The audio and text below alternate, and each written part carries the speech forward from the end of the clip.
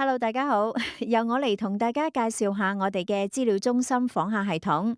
呢個訪客系統主要係俾啲想訪問我哋 centre 或者想查閱資料嘅訪客做登記審批，同埋處理佢嘅 check in check out 嘅審計報表流程。我哋先從登錄開始，就用管理員帳號登錄啦。登錄之後，我哋就去到成個 system 嘅 overview 部分，喺呢個 dashboard 上面，大家可以見到。第一，成個系統嘅訪客總共有幾多個？第二，我哋今日處理咗邊啲人嘅訪問申請？第三，今日大概會有幾多人嚟訪問？同埋而家 on-site 嘅人數有幾多？左邊呢個可以見到成個 system 嘅訪客目的係做乜嘢？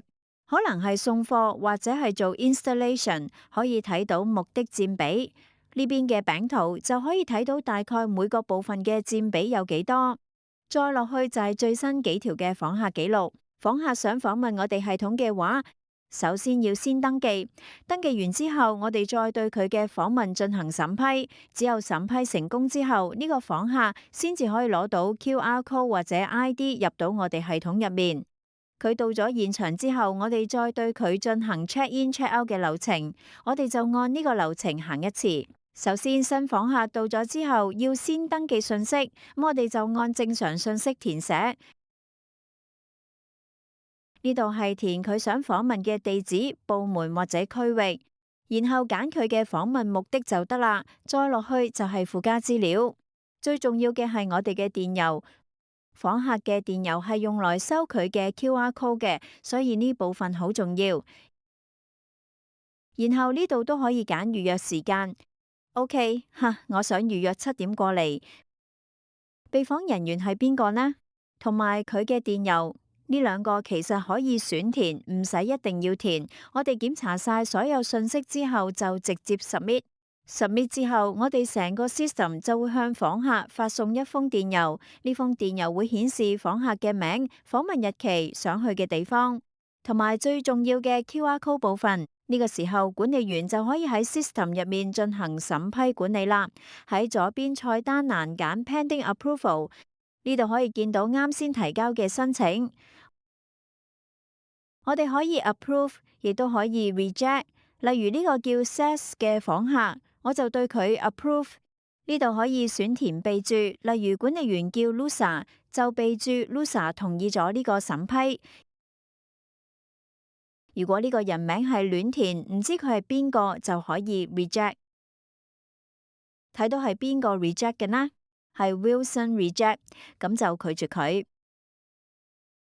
咁喺邊度可以見到所有 approve 同 reject 嘅訪客呢？喺左邊嘅 All Visitors 度就可以見到啱先嗰個亂填信息嘅人俾我哋 reject 咗，而呢個叫 Sass 嘅人就俾我哋 approve 咗。你會發現 approve 嘅人旁邊會有一個細細嘅 QR code 圖標，點開佢就係訪客喺電郵入面收到嘅嗰個 QR code 啦。好啦，假設而家已經到時間，訪客已經到場，咁點算呢？呢個時候我哋就可以喺左側菜單欄揀 check in、check out 呢部分。check in、check out 一共分兩種方式。第一種就係掃描 QR code， 呢度寫住 scan QR code， 然後會有一個 VMS number， 我哋將成串 VMS number 輸入，再點擊 check in 就得。第二種就係用 Visitor Record ID， 呢個 ID 嘅長度比 VMS number 短好多。呢個 Visitor Record ID 喺邊度睇呢？就喺啱先嘅 All Visitors 度。例如呢個叫 SSS 嘅人，佢有個 ID 90001。呢個就係佢嘅 Visitor Record ID。check in 嘅時候可以核對佢嘅個人信息，啱數就填90001。如果覺得舉起來麻煩，我哋都係建議直接掃描 QR code， 簡單啲。咁我哋而家就將呢個 VMS number 填好。OK， 點擊 check in， 跟住就可以睇到呢個人嘅 check in 信息，佢個名、佢嘅 Visitor ID 同埋佢嘅資料。最後呢度會有一個 check out 按鈕。好容易理解，佢走嘅時候就點擊一下 check out。我哋都可以喺 All Visitors 度睇呢個人嘅狀態，就會發現佢由啱先嘅 approve 變成咗 on-site，即係佢而家已經到咗現場。再返去 dashboard 上面就會見到 onsite 人數多咗一個，仲會出現一個藍色嘅 onsite 標誌，表示有人到咗現場。OK， 如果要 check out， 其實都好簡單，輕快我哋喺 All Visitors 入面可以見到呢個人最右邊，除咗 QR code 圖標之外，仲多咗一個 check out 按鈕，只要點擊一下，佢就成功 check out 啦。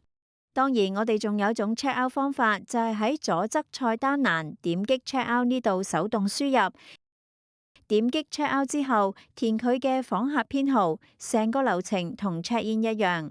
咁就係一個基本嘅單人訪客入系統之後嘅完整流程啦。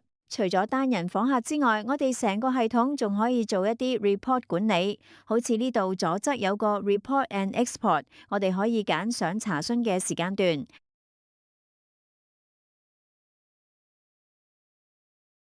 然後導出 CSV 文件，導出之後就可以睇到所有訪客嘅 ID、姓名同埋佢嘅目的。OK。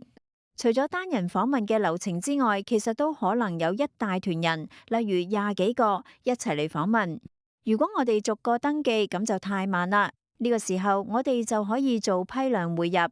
喺左側菜單欄度有 Bulk Import， 我哋先下載 CSV 範本，然後跟格式填好姓名、日期、Purpose， 提交就得。呢度我有一份已經填好嘅，哈哈，你睇。呢份我填好咗，提交之後就會有一份預覽，顯示所有人嘅 ID、姓名、所屬公司、電話號碼、日期、想去邊度、目的、電郵、想訪問嘅員工同埋預約時間段，然後就可以直接批量匯入。OK， 匯入咗呢6條記錄之後，我哋返去 All Visitors 度睇，就可以見到呢6個人都已經匯入咗，狀態係待審批。然後我哋再返去 Pending Approval， 對佢哋逐一審批。有啲人可以 reject， 有啲人可以 approve， 仔細睇就得。佢哋嘅 check in check out 流程都一樣，例如今次我哋用手動 check in 嘅方式，譬如呢個人 check 5已經到咗現場，攞到佢嘅信息，佢個 ID 係90006。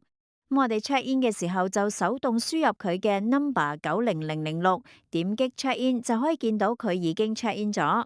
如果要 check out 都好簡單，呢度點擊 check out， 輸入佢嘅 number 90006，再點擊 check out，OK， 成功 check out。最後就係超級管理員先可以做嘅成個 system 設定。